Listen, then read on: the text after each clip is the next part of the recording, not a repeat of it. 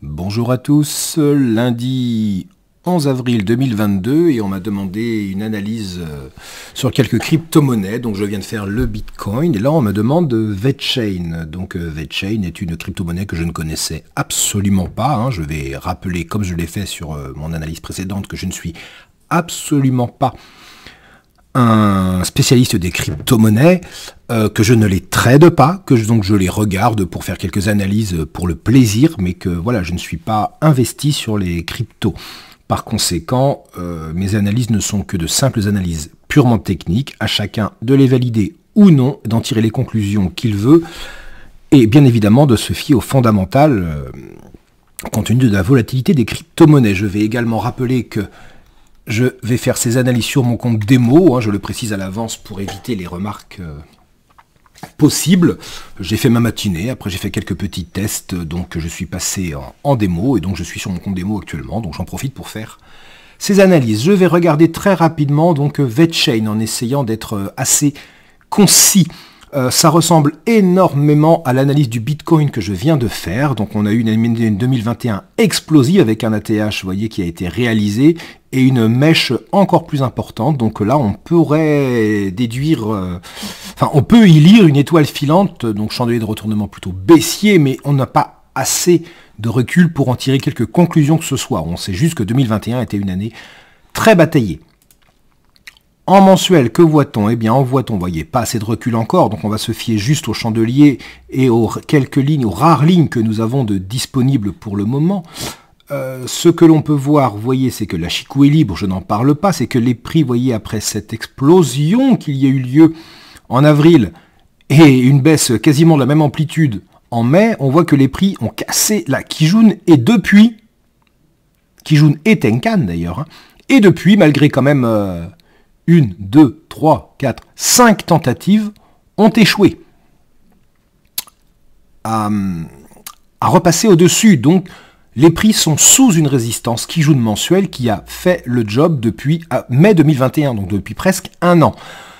La baisse a été flagrante, vous voyez, fin d'année précédente. Et là, début d'année, on a cette étoile du matin qui pourrait nous occasionner un retour vers la prochaine résistance qui est la Tenkan mensuel. La Chikou est libre, je le disais, je n'en parle pas. En hebdomadaire, c'est un petit peu plus clair.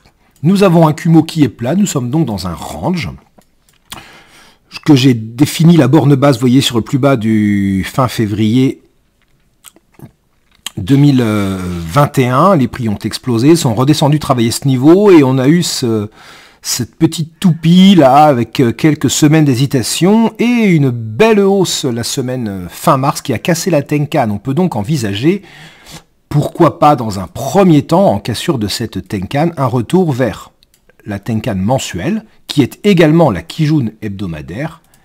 Et puis nous avons ensuite la zone d'équilibre de ce range hebdomadaire qui est matérialisé par la Kijun mensuelle. Et si ça cède, après, pourquoi pas, là j'extrapole beaucoup. Là, ce qu'on voit, c'est que les prix, vous voyez, ont effectué une respiration baissière et sont au contact de la Tenkan hebdomadaire, ce qui, en cas de chandelier de retournement haussier, serait une bonne zone pour pouvoir reprendre la hausse dans le sens du plan haussier. Si en revanche la Tenkan cède, on oublie. Tout simplement, on oublie les achats. En daily, c'est moins clair. Il y a eu un range que j'ai tracé ici en bleu, qui a été cassé, vous voyez, fin mars. Hop là. La respiration a eu lieu, mais les prix ont cassé Kijun et Tenkan. Donc les prix sont actuellement sous la Kijun et la Tenkan Daily. La Chikou elle-même sera dans le Kumo, donc sous sa SSB, ce qui montre que la tendance haussière sur cette unité de temps est remise complètement en cause. Mais n'oublions pas, j'essaye d'agrandir sans vous donner trop la nausée, que les prix sont bloqués depuis maintenant presque une semaine par la Tenkan hebdomadaire qui se situe ici pile au niveau de ce plat SSB futur.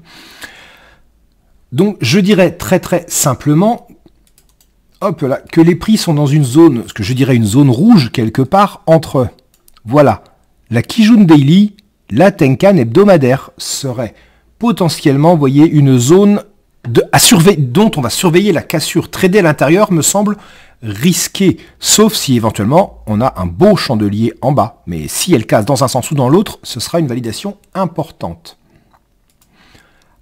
H4, on retrouve cette zone rouge, on retrouve, vous voyez, hop là, je vais supprimer les bords, vous voyez, ou peut-être simplement, tiens, regardez, tac, pour qu'on puisse bien voir les lignes. Cette zone rouge, on voit parfaitement la réaction fin de semaine dernière sur la Tenkan hebdomadaire. On le voit également là, ce matin, réaction sur la Tenkan hebdomadaire. Donc on pourrait envisager, tant que les prix restent au-dessus de la Tenkan, d'acheter et d'aller retrouver dans un premier temps la Kijun H4 et la Kijun Daily qui se situe juste au-dessus. Donc on pourrait trader à la hausse quelque part cette zone rouge pour un intraday ou pour un investisseur qui voudrait prendre le risque. La Chikou, vous voyez, va être libre parce que dans quelques heures, elle va passer hop là en dehors des prix, donc elle sera libre pour monter pendant quelques jours. Donc on peut effectivement envisager un achat risqué ou téméraire avec un stop serré sous les derniers plus bas, aux alentours des 62,8 par exemple. On pourrait sécuriser au contact de la Tenkan ou si on veut prendre plus de risques, H4 évidemment, aller chercher les Kijun H4 et Daily, sécuriser ou encaisser et surveiller ce qui se passe. Si les prix cèdent, eh bien on va chercher les suivants. Si les prix ici indiquent des champs de retournement, eh bien on encaisse tout simplement. En H1, c'est là que c'est beau l'analyse multitemporelle avec Ishimoku, on retrouve cette zone rouge. Cette zone rouge qui n'est rien d'autre, voilà, qu'un range H1. Tout simplement. Donc j'ai envie de dire que on pourrait trader à la hausse, à l'achat, ce range H1, un trading range extrêmement simple et traditionnel. Et puis, s'il casse par le bas, eh bien, plan invalidé, on cherche le haut, et si ça casse par le haut, eh bien, on peut continuer selon le profil que nous avons.